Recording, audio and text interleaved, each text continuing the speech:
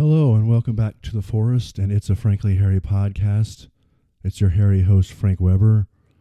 So glad that you could join me again this week. I have so much to talk about on this show. I've got so much written down. It really is a veritable shitload of topics, if you will.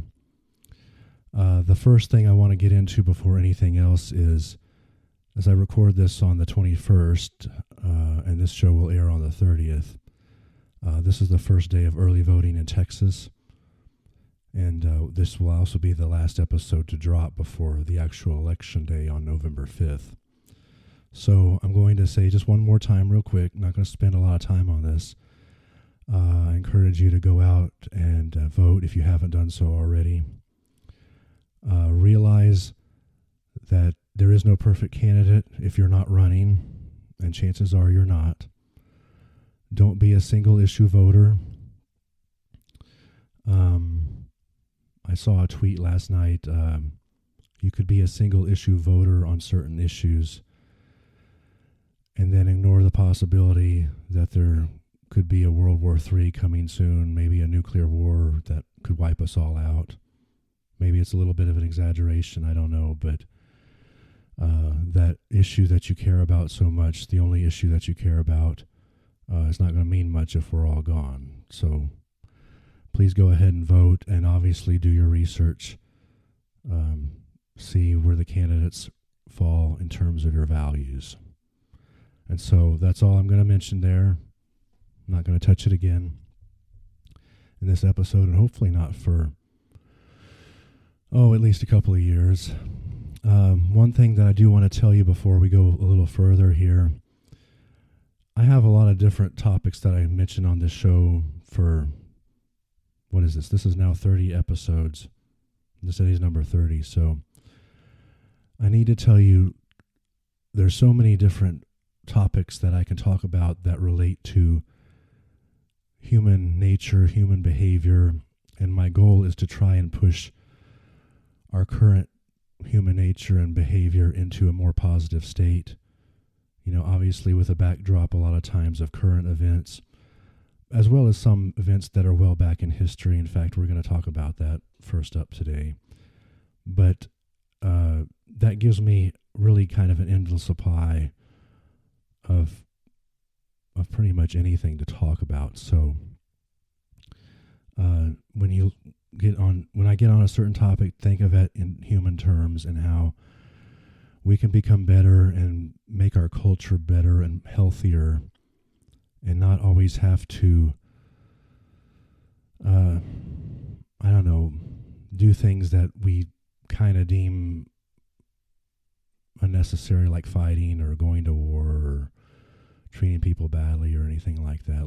We're trying to move forward and improve our lives and improve our condition at the same time. And that's what I do with this podcast. That's what I try to do on Life's Comedic Odyssey, which is my written Substack posts.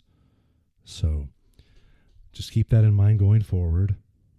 So last week I did my birthday episode, which was kind of brief. Hopefully it wasn't too sappy for you. I wonder sometimes if it sounds too sappy or not masculine enough, or like I'm just preaching to you sometimes, maybe even being a little judgmental. I'm really not trying to do that or anything. But at the beginning of the episode, since it was Columbus Day, then I talked to you a little bit about Christopher Columbus and how I'm very disgusted at, or at least puzzled at times, about the revisionist history that's oftentimes used against him.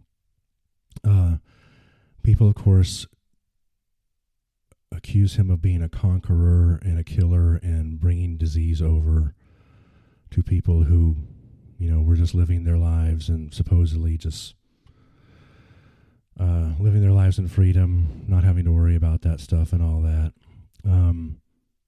The biggest thing, and what bothers me most also too about the revisionists before I go forward, is when I was a kid, he was a hero.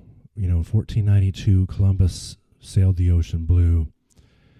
He went out way beyond his homeland, way out into the ocean using the navigation instruments available at the time. Obviously no GPS. There was a lot of danger potentially involved. They probably didn't have a lot of weather reports either. And they had to use sailing skills and instincts and everything to try to find a new world and create a new trading route with India, I believe is the reason. And so in doing that, he was kind of a model for, almost kind of a model for 80s kids, in kiddom back then in the 80s, rugged individualism, setting out and finding a new life, kind of like the way settlers would move from East Coast to West Coast later on in America. And so he was kind of idolized and kind of a hero back then. And of course, he had been gone for a substantial, several centuries by then as well, of course. And then here we are, a generation, maybe two later, and now he's vilified. Of course, he's still been dead for several centuries, but now all of a sudden he's vilified. I don't know that we have, if there's anybody else in all of history, including the other explorers, which there were many of, that we do that to. So I really don't get it. I know he came over and maybe was not nice to some of the natives, and maybe a kind of a conqueror, maybe a killer at the time, which is what they did at the time. And, kind of spread, obviously brought new diseases over, which also, I think, killed most of the natives. But the world is full of conquest, and it always has been. I don't know if I can change everything on this show with human behavior, but things have always been about conquest. Another example that somebody used is the Comanches conquered the Apaches at one time, and that was without any kind of outside influence. So the natives did it to each other. So it stands to reason that people from across the ocean can come over here and do the same thing. So you need to have an accurate perspective of history, and I'm going to go on and give accurate credit where credit is due, that despite whatever you think about Christopher Columbus, I mean, he's very important to the way our lives are now. Obviously in bringing Western civilization, which I like, for the most part. There are a couple of things that are kind of squirrely about it that we can get into later, but he was a symbol of Western civilization, but he also was not the only explorer, and he did not discover America. America is named for Amerigo Vespucci, in case you didn't know. I believe that was his name, Amerigo Vespucci. And I think he may have discovered America, but then there were also, of course, many other explorers. The guy who wound up in Mexico wound up, in one way or another, killing the Aztecs. I don't know if that was Cortez, maybe. I'm not sure. May have to write to me on that. But anyway, there were so many explorers abound for several hundred years. Leif Erikson, Vespucci, Cortez, so many others, and yet we don't pay any attention to those. So I don't know. I don't understand what goes on with people's view of history in a lot of cases. I've also said on this show the American Civil War is one of the most, I think, complicated and oftentimes misunderstood by the modern day human than maybe any other events in history. And then Columbus, of course, is vilified. Anyway, let me get into the good things about Columbus here. Obviously, he and many others helped contribute to Western civilization. If we didn't have Western civilization, I don't think the world will be as advanced as it is now. And it's hard to say exactly in what ways or it would be different, but we have all these creature comforts and all these great things because of that. And like I said before, I do have a couple of criticisms, but we're not going to go into that today. And then I've also got written down here, the two other things. Columbus is very important to the Italian people. They Italian Heritage Day, if you will, in America, is celebrated on Columbus Day. I think he was Italian, but then he worked for the Monarchs in Spain, I think it was. But anyway, it's a big day for Italian heritage. You shouldn't disavow that anyways. And then I also, this summer on my cruise, I took a trip to Puerto Rico. They still have a very healthy appreciation for him there. I think that if he had not visited Puerto Rico, it's a possibility that that island could be very different today than what it is. And so I think most people like and respect him for that. So anyway, what I'm saying here is you need to take a big picture look at everything and how the world was when he was an explorer and still alive and could still defend himself, and also to see what good contributions came from that, and the others, for that matter, that helped to spread Western civilization and culture.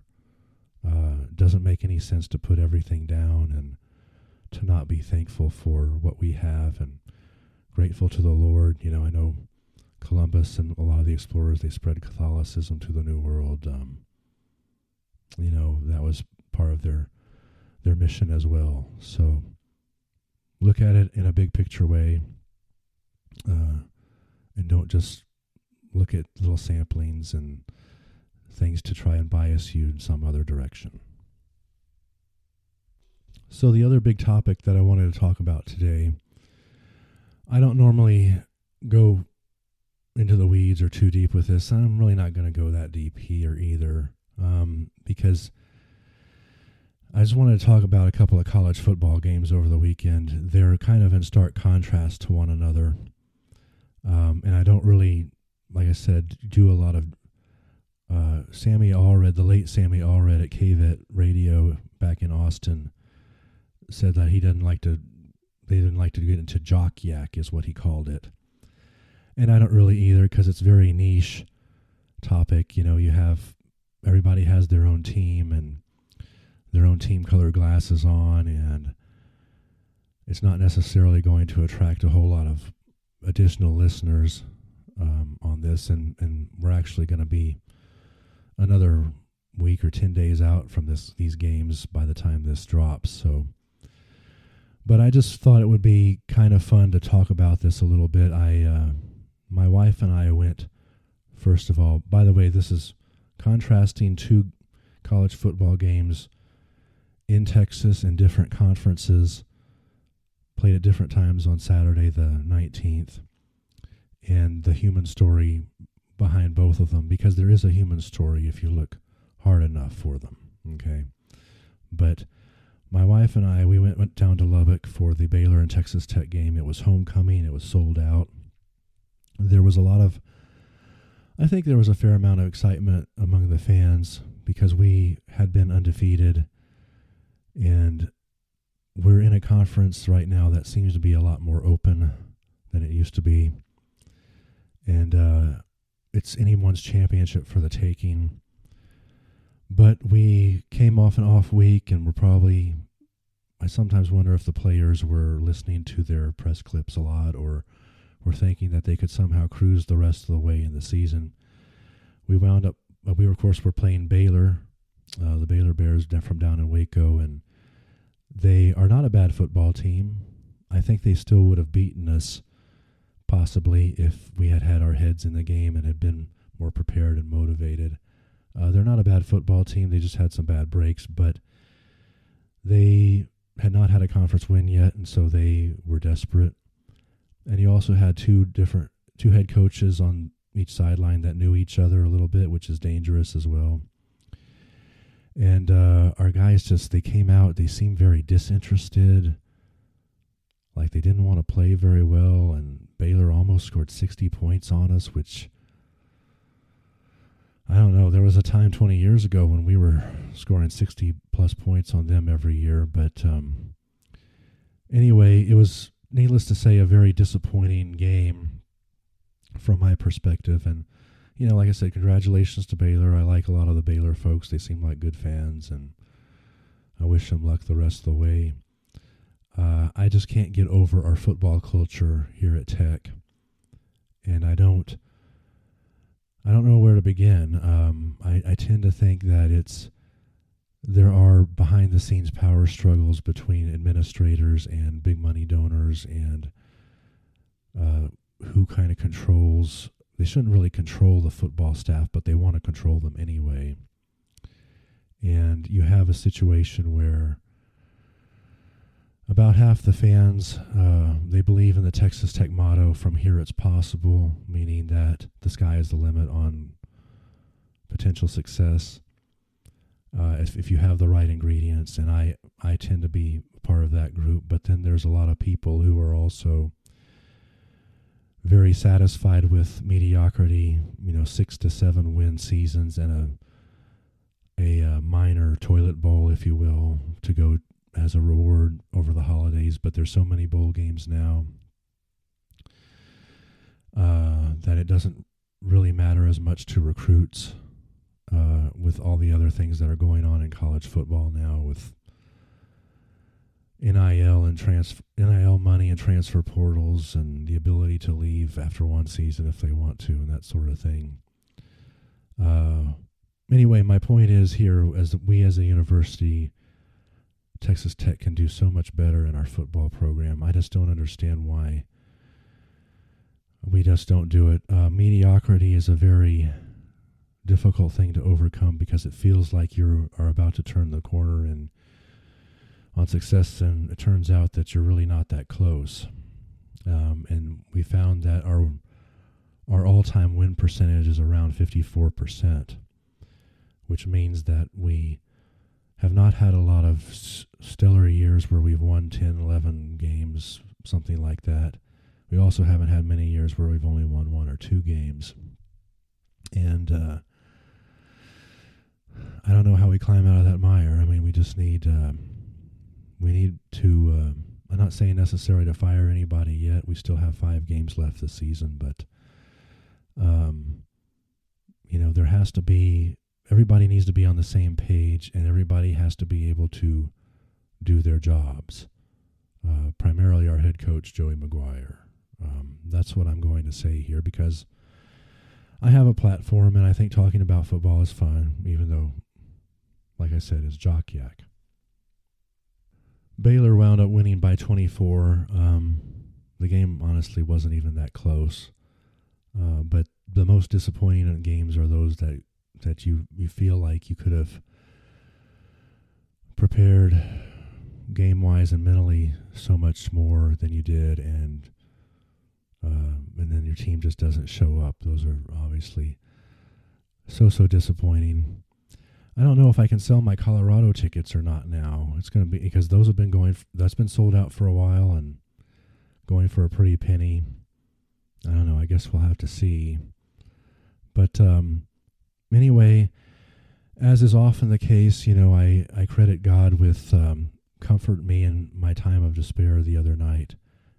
After getting home from the Baylor game, Georgia and Texas was on. And my heart felt better and lighter when Texas went down. There was a lot of things that went on in that game that transpired there in Austin, 400 miles from Lubbock. And I don't really know where to begin.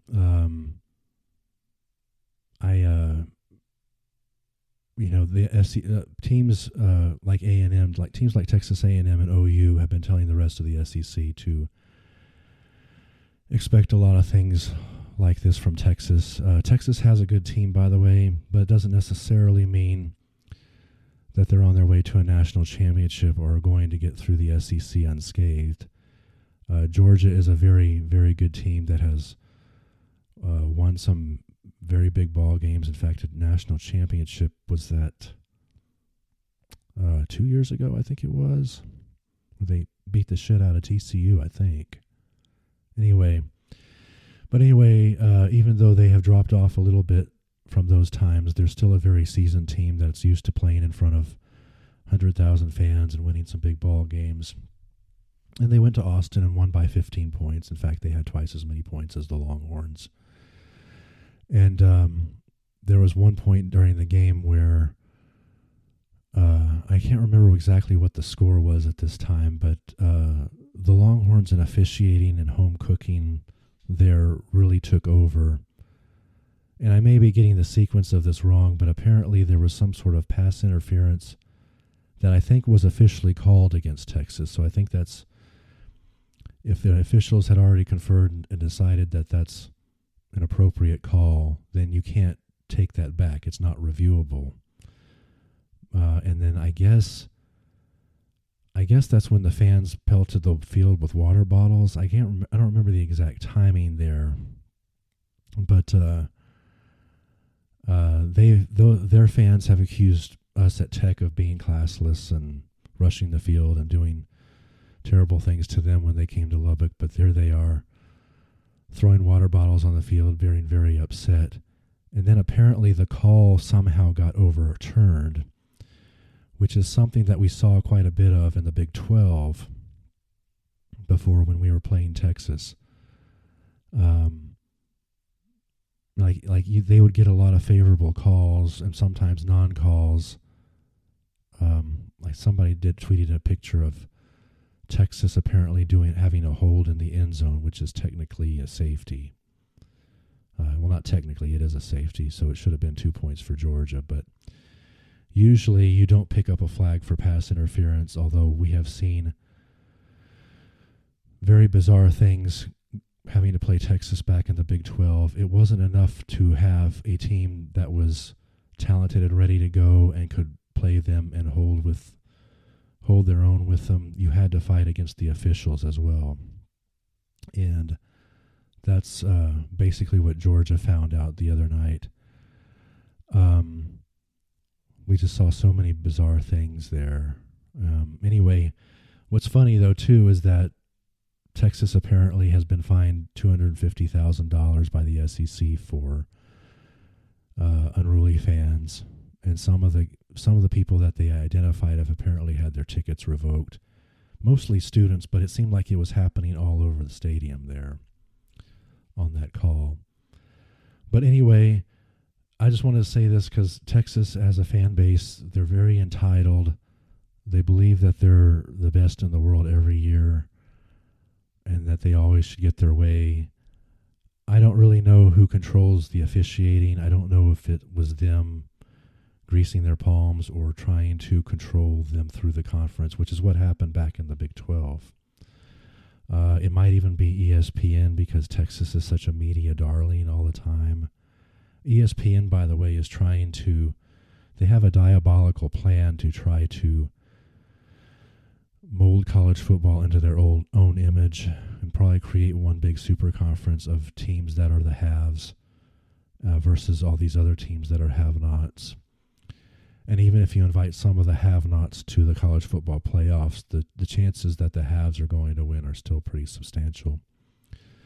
So anyway, I don't know who is technically responsible for that, but, there you go, SEC. That's why Texas had destroyed the Big 12. They destroyed the Southwest Conference before that. Conferences are supposed to actually be brotherhoods where, at least off the field, you can negotiate TV contracts and have unbiased officiating crews and have the conference provide things that you really cannot otherwise provide yourself. But they have somehow taken advantage of that, and now the whole world knows about it, and Georgia still took care of business, so congratulations there, Georgia Bulldogs. You're my favorite team Saturday night.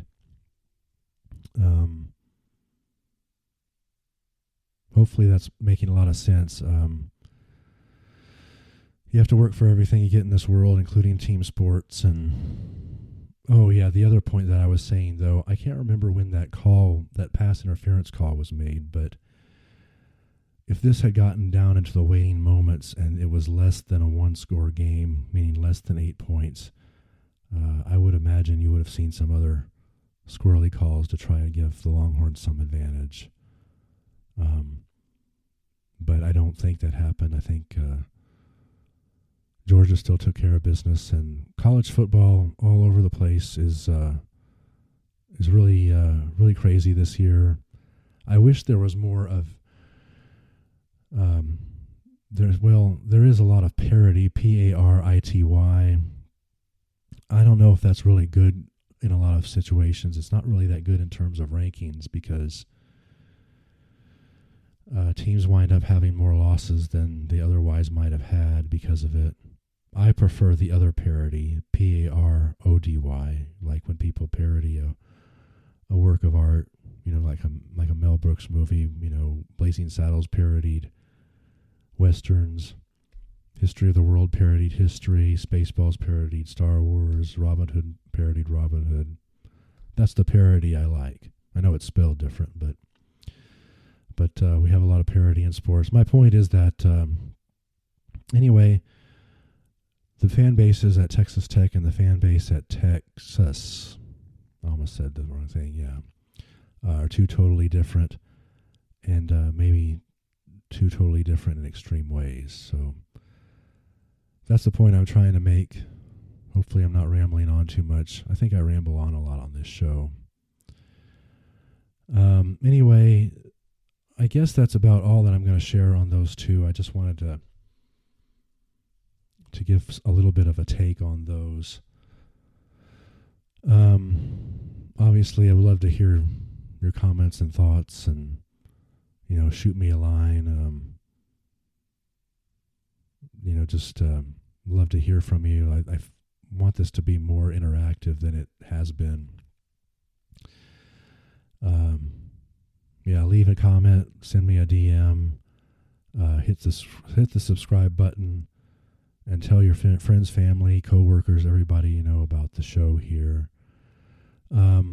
I am going to tell you, actually, before I just did my call to action, there are a couple other things that I wanted to tell you, though, too. And my thoughts are not working the way that I hoped they would this morning. Anyway, I was originally planning, before these other two subjects took up a lot of the time, doing a show. I don't know if I'll do it next week or a show pretty soon on people's faith in God versus organized religion, and how organized religion can, sometimes it's a help to the faith, but I feel like a lot of times it's a hindrance, especially when people are aware nowadays of all these large corporations, large institutions in the world, and whether we can still trust them completely, or if there's like some other agenda involved. I personally think if you really want to know the fullness of God, you have to obviously pray and be in relationship with Him, read your Bible,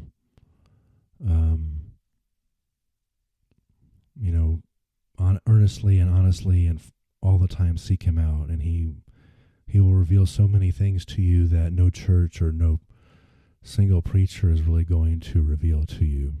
And I think part of that is because of organized religion. But anyway, that could be another subject for an entire show, possibly next week, or possibly a preview of coming attractions in the very near future. As I'm doing this show today, I want to kind of save the best for last, but I'm doing this show naked.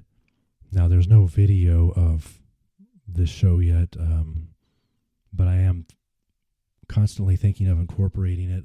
Obviously, the biggest thing was I wanted to, I wouldn't do video for the show until we actually started getting guests on, and I'm going to start looking for those here pretty quickly, because we need a little bit more oomph, I think, in the show, as well as doing it in the nude. Now, with guests, I probably would not do it in the nude, but I am contemplating video, and I would do it only if we could get some guests on, and I would probably also need to have a tried and true internet camera. I don't think I would use the webcam that I have on. Well, it's not on right now, but I don't think I have the webcam that I'm using on my computer. I am planning, though, don't be disheartened yet. I am planning on doing maybe some shirtless ads for Facebook and Twitter and all that. brief ads. Probably just be headshots and shoulders, I'm guessing, but I think video ads probably come across a little bit better than the word ads that I've been doing both for this show and the Substack site, Life's Comedic Odyssey. So that's something to look forward to. It's Monday the 21st. I'm thinking about doing those ads for what I'm putting out this week of the 21st.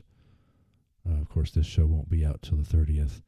Oh, and part of the reason that I'm doing that this week is because the reason that I'm naked now and I might be naked on my ads is it's my birthday on Wednesday the 23rd, if you missed last week's episode. So turning 47, and I feel like I'm getting wiser, getting fuller with life experience, but there's still a lot of things, obviously, I want to accomplish. So anyway, I've done everything I need to right now, calls to action, commentary, and all that. So I'm just going to go ahead and sign off. Thank you again for joining me here in my forest on It's a Frankly Hairy podcast. I can't thank you enough. I love you so much, and I want to hear from you. That's the biggest thing in the world, to have a connection and to have a community. And anyway, so long till next time. Take care. Bye.